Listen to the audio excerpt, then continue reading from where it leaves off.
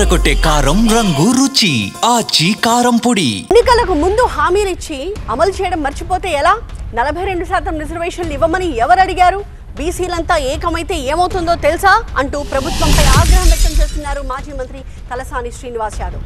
తెలంగాణ ప్రభుత్వం బీసీల గొంతు నొక్కుతోంది అంటున్నారు ఆయన. బీసీలంతా ఏకమైతే రాష్ట్రం అగ్నిగుండం అయిపోతుంది అన్నారు. హక్కుగా రావాల్సిన రిజర్వేషన్లనే తాము అడుగుతున్నామంటున్నారు తలసాని.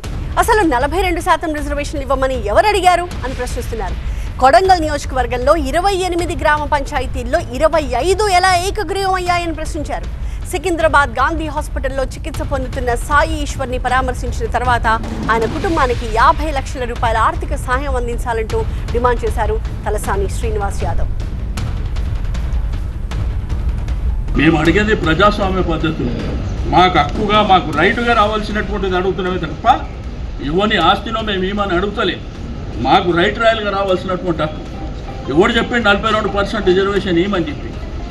ఆ రోజుల్లో మీరే కామారెడ్డి డిక్లరేషన్ పెట్టి పక్క రాష్ట్ర ముఖ్యమంత్రిని తీసుకొచ్చి మమ్మల్ని అందరినీ మభ్యపెట్టి మా ద్వారా ఓట్లు దండుకొని మమ్మల్ని మోసం చేసినందుకే ఇటువంటి కార్యక్రమాలు జరుగుతున్నాయి. కాబట్టి దయచేసి ఇప్పటికైనా కానీ ప్రభుత్వం వెంటనే క్షమాపణ చెప్పాలని చెప్పి నేను ఈ సందర్భంగా తెలియజేస్తాను.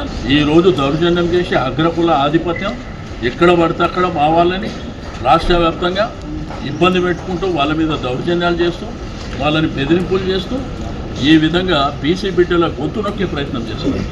మూత్రం దాటించే కార్యక్రమాలు చేస్తారు. నిన్న రవీందర్ అక్కడ ఆదిలాబాద్లో చనిపోయాడు. మీ యొక్క అరాచకం వల్ల చనిపోయాడు. ఏం అగ్రకులాలంటే ఏం మీకు అంత ఎంత బలుపు కావాలా మీకు? బిడ్డ ఒక్కసారి గిట్లా మేమందరం గిట్లా మా సమాజం అన్ని సంఘాలని అందరూ బీసీ కులాలు బీసీ కుటుంబాలను అందరూ కలిసి గిట్లా మేము సమాజం గిట్లా కదిలినంటే మీ గవర్నమెంట్ కాదు రాష్ట్రం అగ్నిగుండం అవుతుంది. బిడ్డ జాగ్రత్త. తప్పకుండా 50 లక్షల రూపాయలు మా సాయి ఈశ్వర్ కుటుంబ సభ్యులకు ఇవ్వాలని చెప్పి నేను డిమాండ్ చేస్తూ ఉన్నాను. తప్పకుండా రాష్ట్రంలో ఉన్నటువంటి బీసీ బిడ్డలారా, మీరు దయచేసి ఆత్మహత్యలు కాదు ఎమోషన్కు లోను కావద్దు. మీ పక్షాన సంఘాలు ఉన్నాయి కొట్లాడడానికి. రాజకీయ నాయకులుగా మేము ఉన్నాం. మేము ఎట్టి పరిస్థితుల్లో ఈ ప్రభుత్వాలను వదిలిపెట్టాం. మనం నిలబడి నికారంగా కొట్లాడదాం. తప్పకుండా ఈ ప్రభుత్వాల మీద ఒత్తిడి తీసుకొద్దాం. అంతేగాని మీరు ఎమోషన్లా లేనిపోని చేసుకోవద్దు. ఇక్కడ నీ మీద కుటుంబం ఆధారపడి ఉంది, ఈ బీసీ సమాజం ఆధారపడి ఉంది. అది పరిగణనలోకి తీసుకోవాలని చెప్పి నేను ఈ సందర్భంగా